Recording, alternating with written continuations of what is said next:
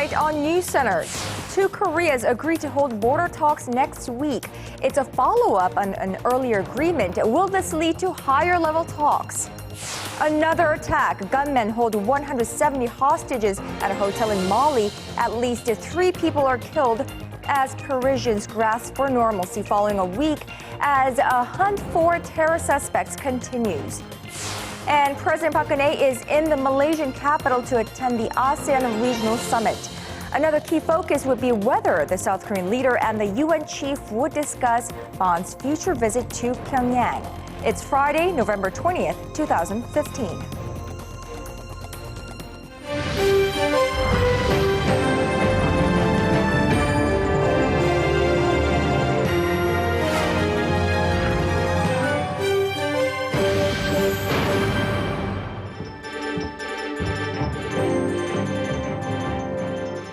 We want to welcome our viewers in Korea and around the world. This is News Center. I'm Moon Connyoung. The two Koreas will hold their first talks since they defused an armed standoff in August with a deal to work on improving fraught ties. A meeting between mid-tier officials from each side will be held at the inter-Korean border next Thursday with an aim at setting up a meeting of higher-level delegates down the road. Arirang's unification correspondent Song Ji-sun joins us from the ministry in Seoul. Now, Ji-sun, it's been 2 months. Seoul has been knocking Pyongyang's door with offers for talks. Why has it taken Pyongyang so long to respond to Seoul's proposals? Connyoung, it seems like North Korea was just waiting for the right timing and will most likely try to get what it wants during the talks. The chance of following with the high-level talks is also highly probable, as Pyongyang specified the date and venue for this preliminary meeting. North Korea has proposed holding working-level talks on November 26th in Panmunjom. We accepted the invitation and we will be discussing details for holding governmental talks. Seoul has proposed working-level talks 3 times since September, before and after the reunions for war-separated families that were held at the North Mount Kumgang resort last month. But Pyongyang remained silent, often blaming the South for the lack of dialogue.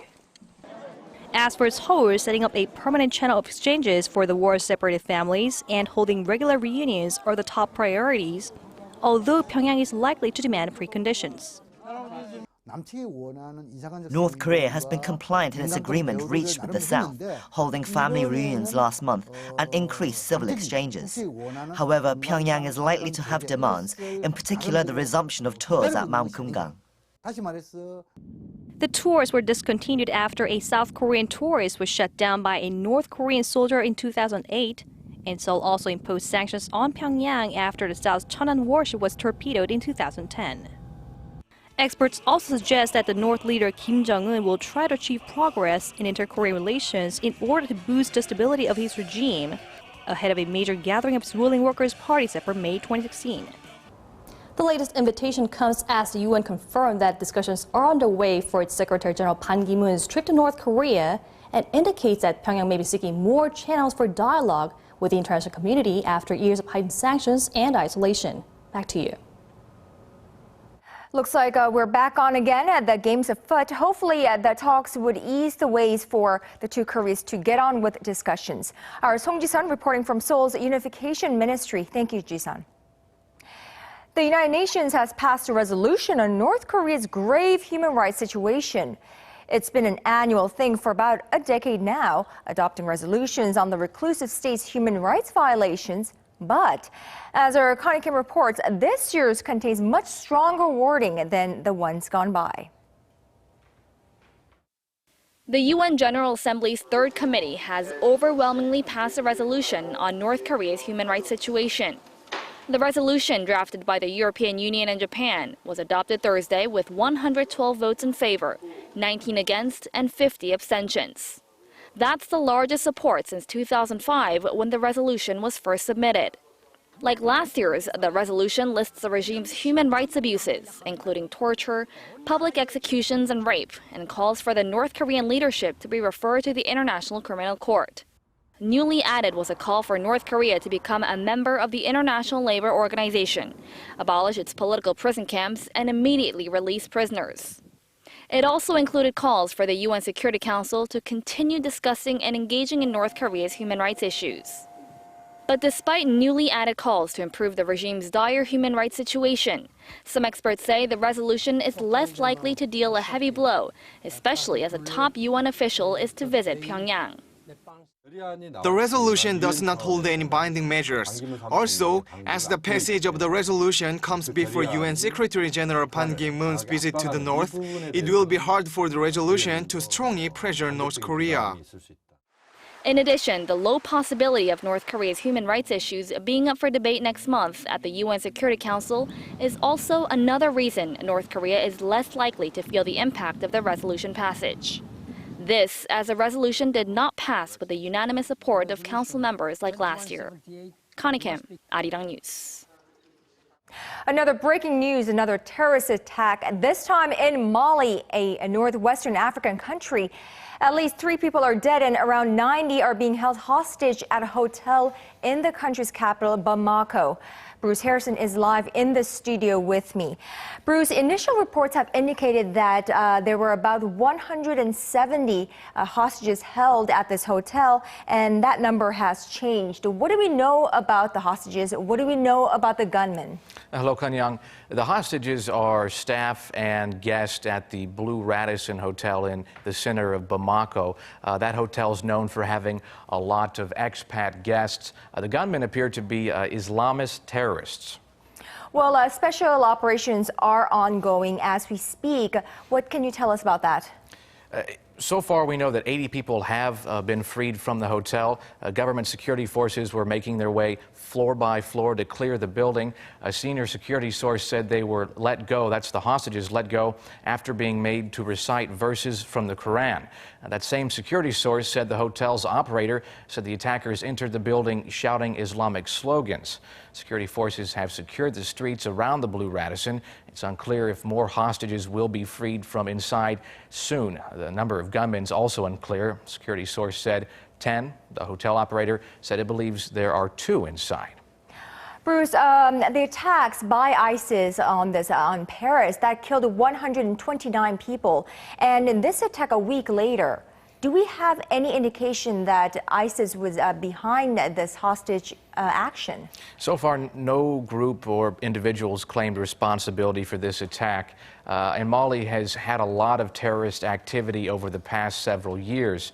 A French-led military operation drove rebels allied with al-Qaeda out of northern Mali, but sporadic violence has continued in the central part of the country, so there is a lot of terrorist activity. Mali is also a former French colony, and France still has a lot of interest in that region. So Islamic State said it attacked Paris in direct response to airstrikes by France in ISIS-held territory. So you mentioned ISIS being a possibility. It's plausible they did strike back against the French, but this time it happened in Mali. Right. It would make sense, therefore, that if ISIS were to attack France outside of the French border, it could be Mali. A former colony, and as I mentioned, a nation with a lot of interest held by France there, so it's possible. Right, a story much in development, and we'll have updates on our Arirang News as the story unfolds. Thank you so much for that, Bruce.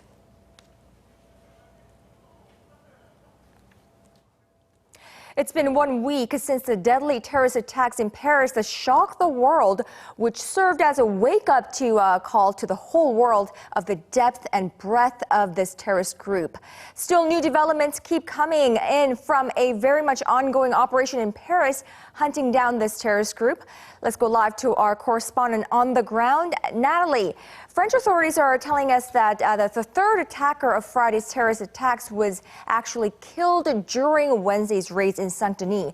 Bring us up to speed on the ongoing manhunt there. Well, there's one manhunt still going on. The latest news we have is regarding the assault that was held on Wednesday in Saint-Denis, this suburb in the northern side of Paris. The man who's suspected of being the mastermind of the attacks, whose name is Abdelhamid Ebaoud, was killed during this 7 hours long assault. That was confirmed yesterday on Thursday. What we heard this morning is that a video surveillance shows that Abdelhamid Ebaoud took the subway last Friday night. That's the night of the attack. He was filmed in a Montreuil city subway station. That's where the one of the vehicles that was used during the attack was found on Saturday morning. And as you can imagine, there are lots of questions here on how a man who was, a well-known ISIS member was able to come back to France and conduct these attacks. Right, which is exactly why we're hearing that EU ministers are going to be holding emergency talks in a few hours where they may tighten border checks, especially after Friday's deadly attacks, as that raised troubling questions about the bloc security. Right? Tell us about that. It is expected that the interior EU ministers will agree on implementing necessary, systematic and coordinated checks at the external borders, that's outside the Schengen area. What's important here to underline is that along with non-EU citizens, EU citizens could have their passports routinely checked against a database of known or suspected terrorists. So that would be, of course, a major change. Ministers will also consider cracking down on the movement of firearms within the EU, of the collection of passenger data for those taking internal flights within the EU, and also, of course, blocking funding for terrorists. The key, as you can imagine, the key to all of this, of course, will be the cooperation and sharing of intelligence and information between EU countries.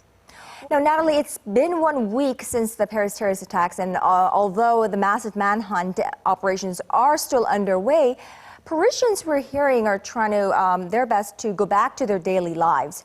What's the mood there like amongst the French people? Well, there has been a hashtag recently, the "We are not afraid." Yeah, of course, that's, for people to try to motivate themselves. Of course, many people in Paris and in France are afraid, and they are also very shocked. It has been a very long week, emotionally speaking. But despite fear, as you said, there is a clear determination to go on living as usual. There have been calls to go out, to go to restaurants, to cafes, as usual, and even more in the memory of the victims, and mainly tonight, just 1 week after the attacks took place. All right, we all stand united with you. Our correspondent Natalie Touré reporting for us from Paris. Thank you, Natalie, for that.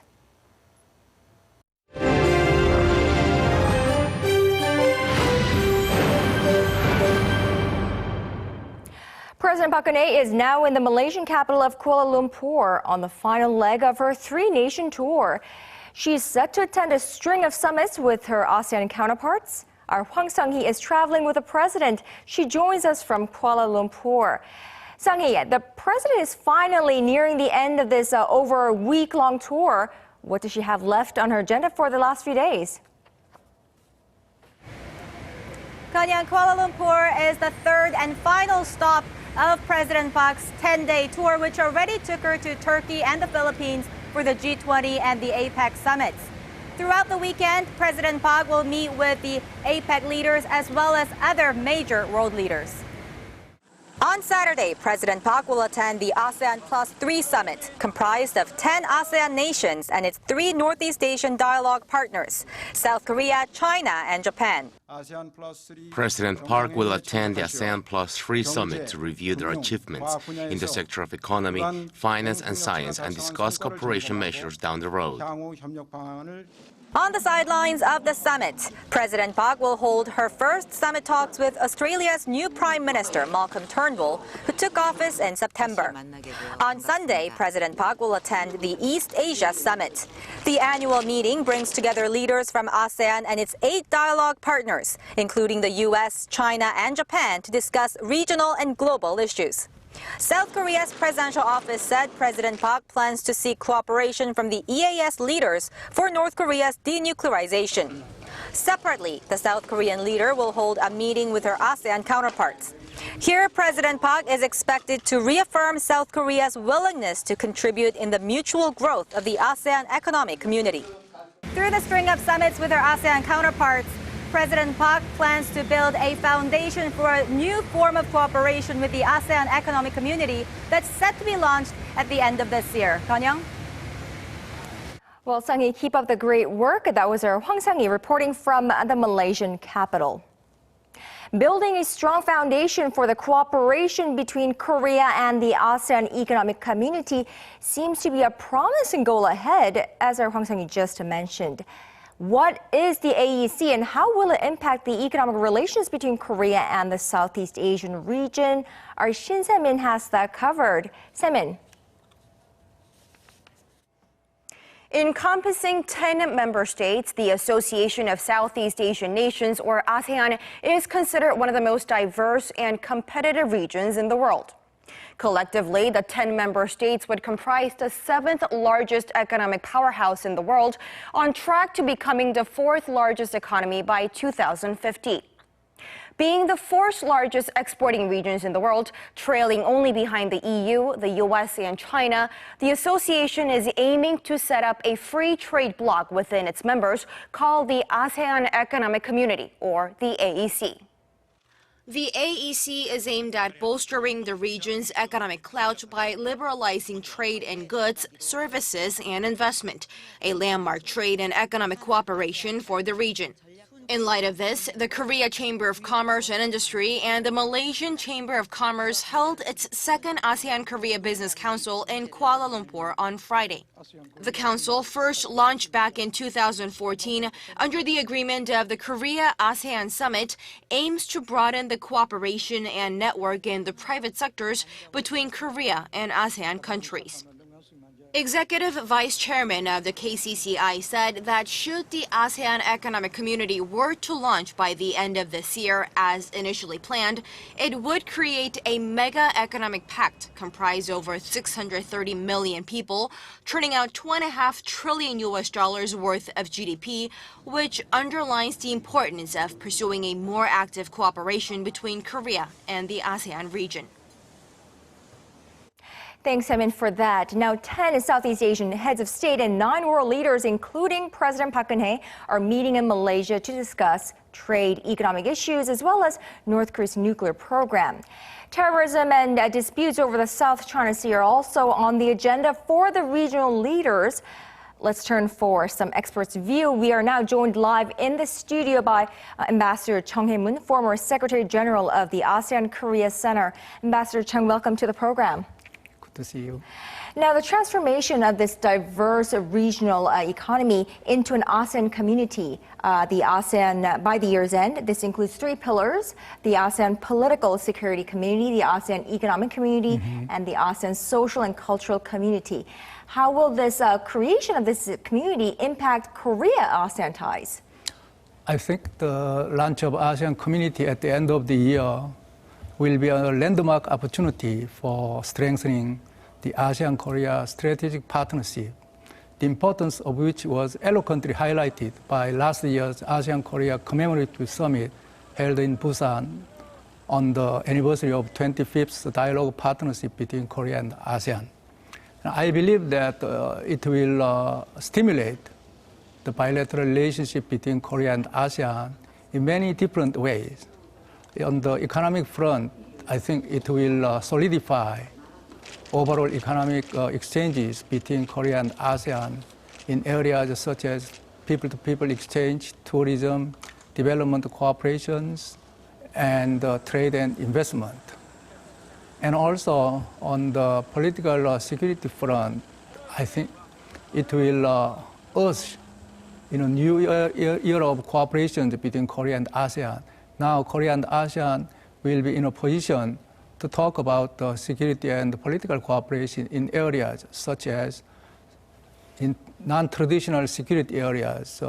For example, cyber security, piracies, and terrorism, and infectious disease. So we have a lot of new areas where Korea-ASEAN partnership will create for mutually beneficial partnership.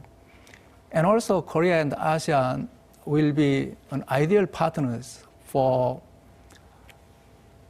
extending cooperations for the Northeast Asian integration as well as further integration of East Asian cooperation.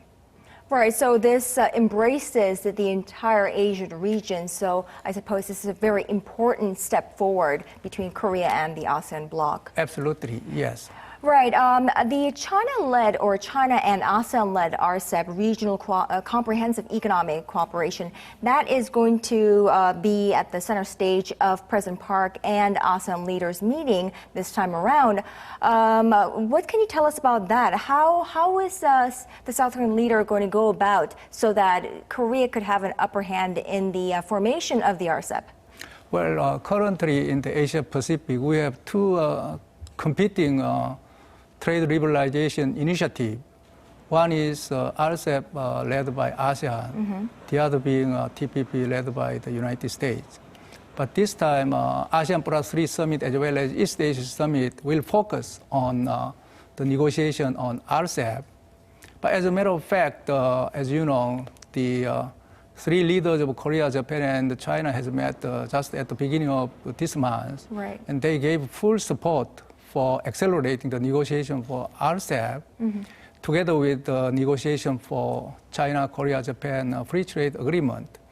And I believe that this time, the leaders of ASEAN and the Plus 3 will concentrate on to think about how to move forward with the shared goal of concluding RCEP negotiation as soon as possible. And yesterday, at the end of APEC summit held in Manila, Philippines, the leaders also encouraged the early completion of RCEP negotiation. Yes. Just very briefly, the ASEAN Plus 3 summit comes just a few weeks after the trilateral summit in Seoul between Seoul, Tokyo, and Beijing. Therefore, speculation has been running high that the creation of an East Asian economic community will be high on the agenda this time around. What is your perspective on that?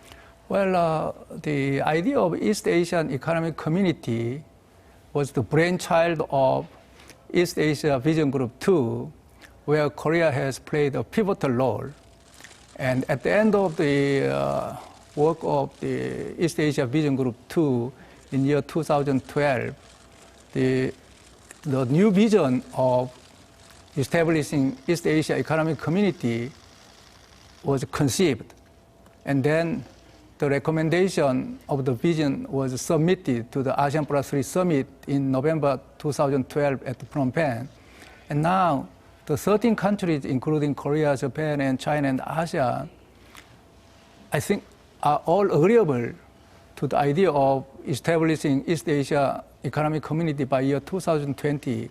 2020 is 5 years after ASEAN has established the ASEAN Economic Community. So I believe that Korea and ASEAN have a lot to learn on how to proceed with preparing for establishing East Asian Economic Community. So our partnership between Korea and ASEAN will put Korea and ASEAN in the new areas of cooperation. Right, a key to formulating a new regional bloc in this area. All right, Ambassador Chung Hae-moon, thank you so much for your insights tonight. We appreciate it. Thank you very much. My pleasure.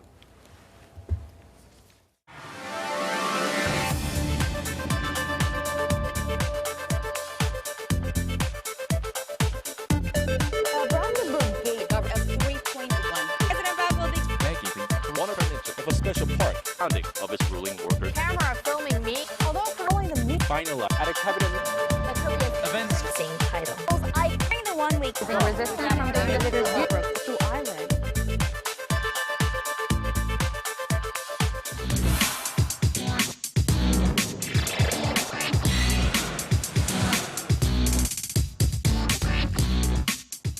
In just 10 days from now, the 2015 United Nations Conference on Climate Change is set to take place in Paris, with Korea among the participants. Now, ahead of that event, the Seoul Climate Energy Conference took place today, allowing us a glimpse into what can be expected from the Paris Forum and Korea's role in this global battle against climate change. Our Kwon So-hwa is live in the studio with me.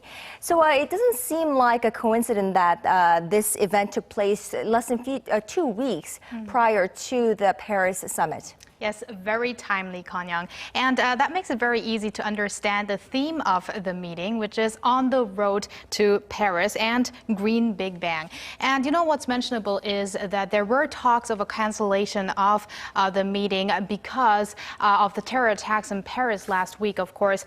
But that's not been the case, as climate issues now are considered a threat of a different kind that needs to be addressed urgently. A threat to the world, but often disregarded. Climate change. Global warming is numerously quoted as the culprit to weather calamities such as tsunamis and earthquakes, as well as a more intense El Niño phenomenon forecast for this year, which has been described as a monster by many scientists.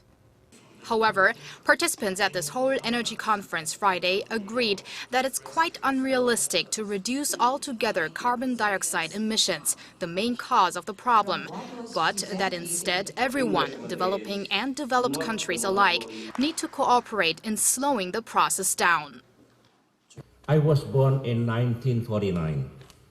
At that time, global greenhouse gas emissions amounted to 6 billion tons. Today, that figure has sharply risen to around 35 billion tons, 6 times what it was over 6 decades ago. I cannot imagine carbon emission rising another 6 times in the next 6 decades.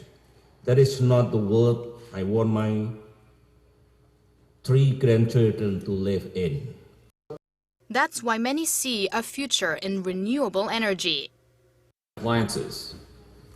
And although some people are concerned that breaking free from the traditional ways of power generation will damage the economy, I believe, and experts agree, that clean energy should be viewed as a major economic opportunity. Thank you, and that goes for Korea too.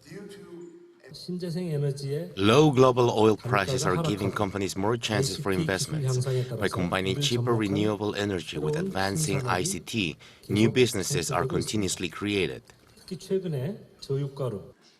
With economic, environmental, and political benefits in mind, many of the participants from Friday's meeting will soon be discussing the combat against climate change in Paris.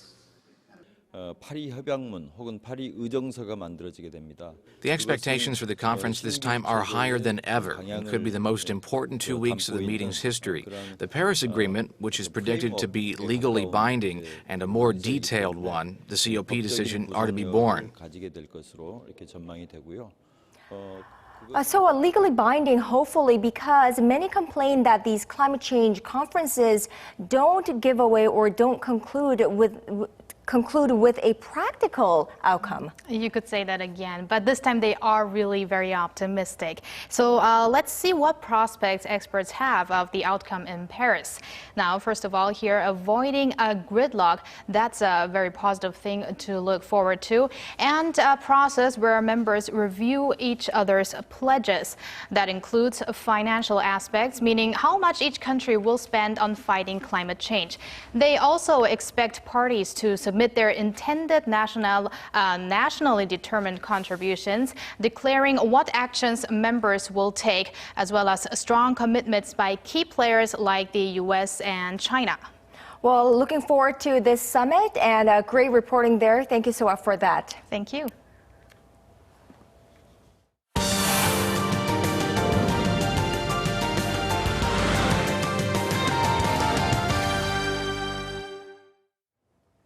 Well, most of us need a daily cup of joe to kick off every morning, and sometimes an extra cup helps us get through the day. Now, coffee is also a very popular choice when it comes to social gatherings and business meetings.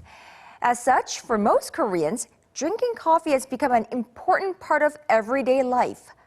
Coffee culture here in Korea, our news feature tonight with Oh Soo-young. There are roughly 20,000 coffee shops in Korea. Walk down the street and you're spoiled for choice, with coffee shops on your left and right. and the sheer number of coffee establishments reflects the high demand that this beverage has in Korea. According to the Health Ministry, Koreans drink over 12 cups of coffee a week on average. I drink about 3 to 4 cups a day. I drink 4 to 5.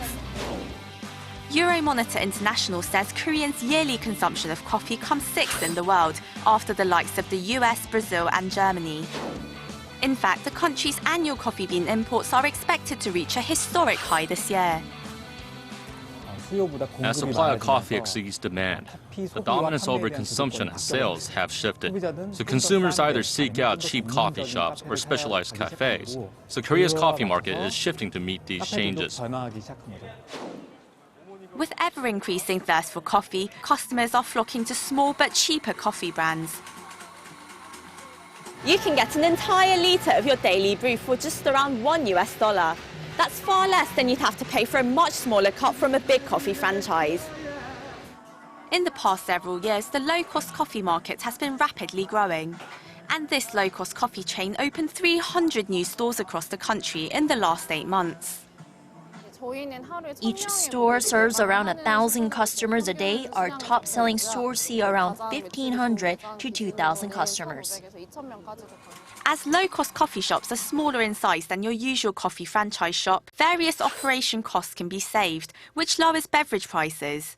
And you can barely taste the difference in the main product. It tastes just about the same as ones from big coffee chains, so I might as well get the coffee that's cheaper with faster service. I can't really distinguish cheap and expensive coffee. With the number of coffee lovers on the rise, more and more people are trying out different and unconventional flavors. In the past, people mostly enjoyed black coffee or lattes, but now more and more people are seeking out premium coffee beans, otherwise known as specialty coffee. It takes longer to brew than a regular cup of black coffee, but people are increasingly choosing to savor distinctive flavors that can only be tasted in independent cafes. Each cup of coffee is made just for you, with your own pick of beans which come in premium quality sourced from all over the world. This way, the coffee shop landscape in Korea has been diversifying over the past few years to meet individual tastes of customers. As the coffee market in Korea matures, coffee shops are becoming more diverse in form. This has been the case in other countries, with more advanced coffee cultures. Korea's coffee culture doesn't just offer diversity of flavors, but also outlets in which they're sold, no longer confined to coffee shops alone. Our coffee range serves as a one-stop station where they can pick up both their lunchbox and coffee. Now premium coffee can be easily enjoyed in fast food outlets and convenience stores as well. Korea's coffee culture took off much later than in other countries, but it has developed very rapidly. Coffee consumption will increase significantly for households and offices. Korea's coffee market is expected to grow even bigger than it is now. With coffee taking its place as the nation's beverage of choice, the coffee shop landscape in Korea is continuing to diversify to meet the individual and ever-changing tastes of customers. Oh Soo-young, Arirang News.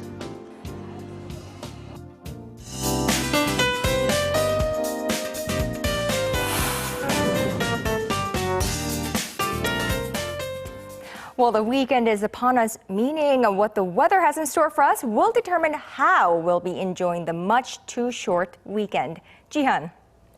Hello. Well, before going over to the weekend weather, Kanyang, didn't we have some fine autumn conditions today? We did. Much sun and mild temperatures were much appreciated by all of us here in this country. But what about for the weekend?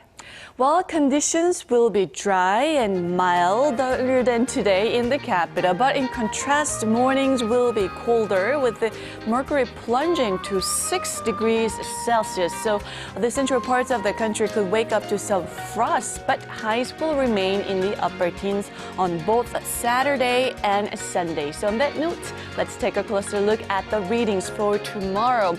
Daily low here in Seoul will kick off at 6 and Daegu will get up to 7, while Busan and Jeju will be slightly milder, kicking off at 12. And afternoon highs will be slightly higher than today under mostly sunny skies, as daily high here is Seoul and Daejeon will peak to 14, and Daegu and Busan will hike up to 16 and 18. But it's time for you to take out some of your winter clothes as things are about to get much colder towards the end of November.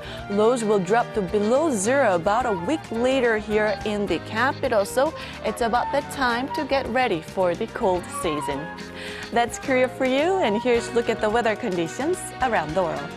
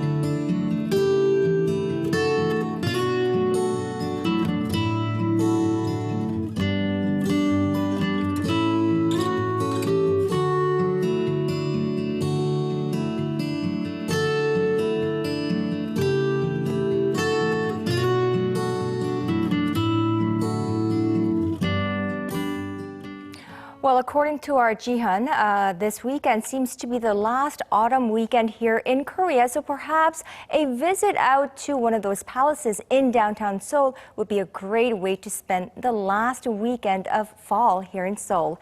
That is our broadcast on this Friday evening. I'm Moon Connyoung. Thank you all for watching. We hope to see you right back here, same time on Monday on NewsCenter.